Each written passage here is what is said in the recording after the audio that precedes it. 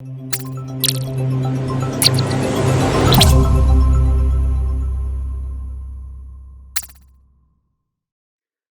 back everybody, and welcome to this new module on topic 1.2, the muscular system. So in this module, we're going to be looking at everything related to how muscles work. We're going to be looking at the different properties of muscles. There's different types of muscles, and we're going to be looking at some key muscles that you should try to learn for your syllabus. So we're going to start with learning objective 1.2.1, and this is outlining the general characteristics that are common to muscle tissues. And that includes a list here that if you just look at the teacher's notes here, you can see contractility, extensibility, elasticity, atrophy, hypertrophy, and the fact that muscles are controlled by nerve stimuli for movement and fed by capillaries, meaning it's supplied by our vessels. In addition to that, we're going to be looking at learning objective 1.2.2, and this is distinguishing between the different types of muscles. So you have smooth muscles, which line the walls of most of our hollow organs. We have cardiac muscles, and these are muscles that are exclusive to the heart. So sometimes we call them cardiomyocytes. And then we have skeletal muscles, and skeletal muscles are the muscles that we can control. These are the muscles that when we tense up, we can try to flex them or we can try to extend them. Okay, so let's start with looking at the general characteristics that are common to muscle tissues. The first one we're looking at is contractility. So if you just take your biceps, so the biceps is these muscles, and you just move from this position to this position where you're flexing it, that is a contractile action. That's contracting the biceps there. And that describes a property of muscles where it's the ability of muscles to shorten, to actively generate force for dynamic movement. So that's the definition of contractility. It's being able to essentially shorten that so that it becomes stronger and more tense, and that actively generates force so that we're allowing some kind of dynamic movement to happen. The opposite, this extension action at the elbow, is called extensibility. And this is the ability of muscles to lengthen and stretch without being damaged or injured. And this is to allow for quick changes within the permitted movement range. So let's say you tense up and you want to relax. So contracting and extending. Then you have elasticity. And elasticity describes a more general property of muscles. It's the fact that muscles are very dynamic. Muscles can stretch, but if they're going to stretch, you really want them returning to their original position and shape there. So elasticity describes a characteristic of muscle tissue where muscles are able to return to its original shape without any damage. And then we have a group of pairing. So we have atrophy and we have hypertrophy. If we start with hypertrophy, which is the one below, I want you to think of a person who goes to the gym. They're trying to train up their muscles. So what's really happening when they're trying to train up their muscles is that their muscles are getting bigger in terms of their size. We're not getting more muscles, meaning we're not actually having more muscles develop. It's more we have those muscles and it's still the same muscles, but they're just growing larger in size. And this concept we term hypertrophy. So hypertrophy describes an increase in size of muscle tissue, but without cell division. So that means it's still the same number of muscle tissues, they're just bigger and stronger now. The opposite of that is if a person doesn't go to the gym for a while, let's say we skip gym for a month, then atrophy can happen. And atrophy isn't necessarily losing muscle tissue, it's actually a reduction in the size or a wasting of muscle tissues. So wasting is referring to when you're not using something and it starts essentially becoming more and more redundant, right? So as a result of that, you get atrophy, reduction in size or wasting of muscle tissues. You then have this idea of excitability. And this is to say that muscles are controlled by nerve stimuli. So if you think about your gut, how come it sometimes, makes a noise? And with the gut, what's actually really happening is you have food moving through it, but your gut's actually contracting across the entire length of the gut to try to push that food down so that you can remove it from your body. And this is a process that is autonomically regulated by your body. What that means is it's regulated without you knowing, but it is stimulated by nerve stimuli. So you have nerves running through your gut, and we call it, you don't need to know this, but we call it the myenteric plexus. And it runs through your gut and it knows when to stimulate so that you can push that food down. Now, if you're thinking of voluntary muscles like the skeletal muscles, then this is also innervated by nerve stimuli. You have nerves running down your spine and then leaving at certain points so that they can try to stimulate certain areas of your bodies. And these are called myotones there.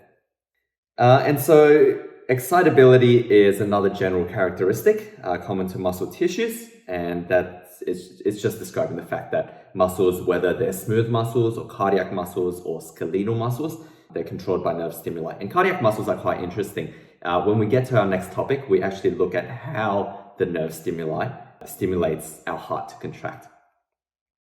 Finally, we have muscles being fed by capillaries. So what capillaries are essentially in your body, you have this network of blood vessels. You have arteries, which if we're describing the systemic circulation, so that's from your heart to the rest of your body, the arteries are carrying oxygenated blood. It's delivering oxygen via your blood to your tissues. And once it gets to the end of it, so it gets smaller and smaller and smaller and smaller, those vessels, until it can really kind of infiltrate those muscle tissues at a really small micro level. And so at the end of that, you have capillaries. Before then, it merges again, and it keeps merging until we're forming veins, and that returns to the heart to get oxygenated again. So capillaries are really just really, really small blood vessels that carry oxygen, that carry nutrients. And so muscle tissues are supplied by capillaries through these capillaries supplying oxygen and nutrients to the muscles. And they also have an added and relatively important effect of removing waste product. So you have blood running through your muscles, and it actually carries away some of, for example, the carbon dioxide that your muscle produces during energy production. So then we're going to look at learning objective 1.2.2, and this is distinguishing between the different types of muscles. So we have our first type, and this is what we call the skeletal muscle. So the skeletal muscle is your classic muscle. It's the muscle you're thinking of when you're going to the gym. It is what we call voluntary, meaning that we're able to control it. If we want to do a certain movement, all we need is nerve stimuli, and we can move our skeletal muscles voluntarily. They are described as being striated. So striated meaning coming along in kind of straight lines, right? They are in sections, in segments like that. Very, very structured. So they are voluntary, they are striated, and their function is attachment to different parts of your body. For example, your bones for movement. We have cardiac muscles next, and cardiac muscles are involuntary. So your heart itself is a muscle. It's trying to pump blood out of your heart and into circulation throughout the body. However, you don't really try to control your heart rate. Your heart rate it just manages itself, right? Your heart is kind of pumping itself. So cardiac muscles we describe as being involuntary. The body by itself, through the autonomic nervous system, controls the rate at which we pump our heart. Cardiac muscles, however, need to be organized. So they are involuntary, but they are striated. And so what that means is, just to point out, this was the skeletal muscle from before. And this third image down here is our cardiac muscle. So with our cardiac muscle, you can still see that, like the skeletal muscle, there are striations, but you can also see that you kind of have a nucleus there. And between these different muscles, there's actually intersection where these muscles are starting and ending. But the main idea with cardiac muscles is that they are involuntary, they are striated, and they are exclusive to the heart. So the term cardiac is always referring to the heart. Finally, we have smooth muscles. And smooth muscles are the opposite of skeletal muscles. They are involuntary, meaning they fire, but we can't control how they fire. So oftentimes they're regulated by the autonomic nervous system, such as what we call the parasympathetic and the sympathetic nervous system, which we'll touch on in the next topic. And they are non-striated, so they're not as structured as skeletal muscles and cardiac muscles. And you can see a smooth muscle here in this second image. Smooth muscles are everywhere in our body. They predominantly line the walls of blood vessels. So our blood vessels kind of have a tube structure to them.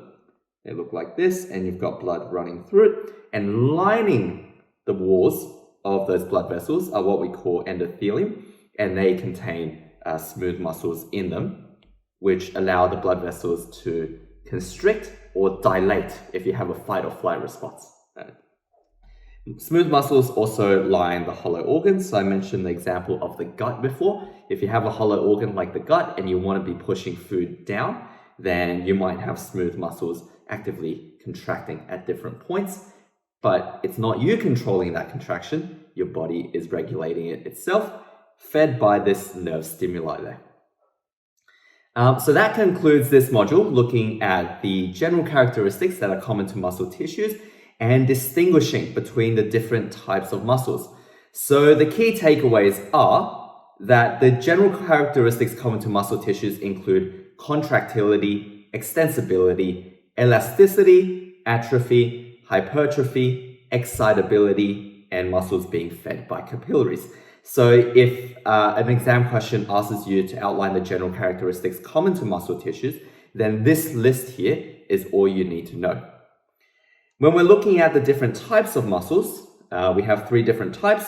We've got skeletal muscles, which are voluntary and striated, and their function is attachment for movement. We have cardiac muscles, which are involuntary but striated, and they are exclusive to the heart. And we have smooth muscles, and these are involuntary, non-striated, and they line the walls of blood vessels and hollow organs. So if you had an exam question asked on distinguishing between the different types of muscles, you need to mention whether they are voluntary or involuntary, striated or non-striated, and what their main function is. Okay, I hope you learned something today, and I look forward to seeing you in our next module. Take care.